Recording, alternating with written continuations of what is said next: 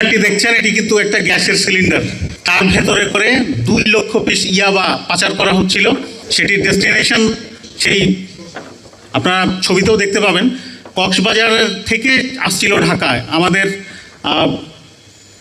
ঢাকার যে দক্ষিণের ডেমরা সার্কেলের একটি টিম সেটি চেজ করে এবং তারা সেই অভিনব কায়দায় পাচারকৃত মাদক উদ্ধার করতে সমর্থ হয়। এ বিষয়ে ভিডিও আমরা করব, আপনাদের স্টিল ছবি দেব এবং আমরা আসামিও গ্রেপ্তার করেছি, অর্থাৎ তার পজিশন থেকে আমরা এই সিলিন্ডার উদ্ধার করেছি এবং 2 লক্ষ পিস ইয়াবা উদ্ধার করেছি। ঠিক সেই দিনই খুব ভোরে আর একটি অভিযান পরিচালিত হয়েছিল নারায়ণগঞ্জে। নারায়ণগঞ্জের টিম সেই উদ্ধার অভিযানে প্রায় 6,000 লিটার ওয়াশ উদ্ধার করে।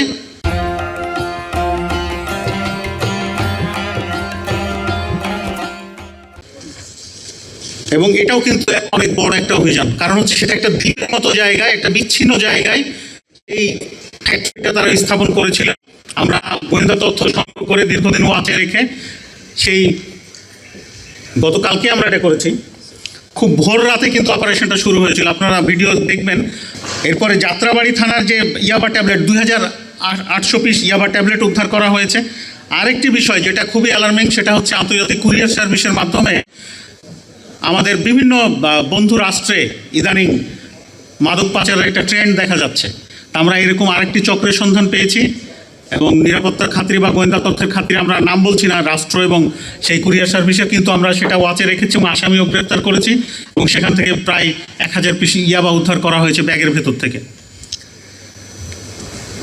এরপরে আমাদের 3 তারিখে যে আরেকটা অভিযান ছিল সিদ্ধিরগঞ্জ থানাধীন 2 নম্বর ওয়ার্ড মিজমিজি সাহেব পাড়াস্থ এশান টাওয়ার নামীয় একটা স্থান ভবনে, সেখান থেকে 2,000 পিস ইয়াবা এবং ভাটারা থানার জোয়ার সাহারা কুড়িল যে বিশ্ব রোডে যে কুরিয়ার সার্ভিসের কথা বললাম সেখান থেকে 980 পিস ইয়াবা।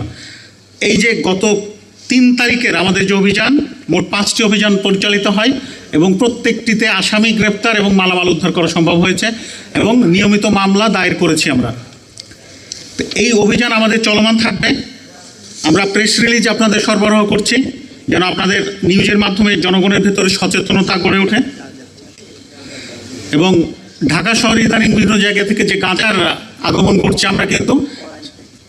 আমরা সেখানে কড়াইল বস্তি থেকে আমরা কিন্তু গাঁজা উদ্ধার করেছি 4 কেজি এবং 2 জন আসামিকে গ্রেপ্তার করেছি। যেগুলো আমরা বললাম মূলত আপনাদের সঙ্গে একটা অনেকদিন দেখাও নাই আমাদের, এক জায়গায় হলাম ঈদের পরে। এটা আমাদের চলমান অভিযান এবং প্রতিনিয়ত আমরা অভিযান পরিচালনা করব এবং আপনাদেরকে আমরা বিভিন্নভাবে সেগুলো অবহিত করব।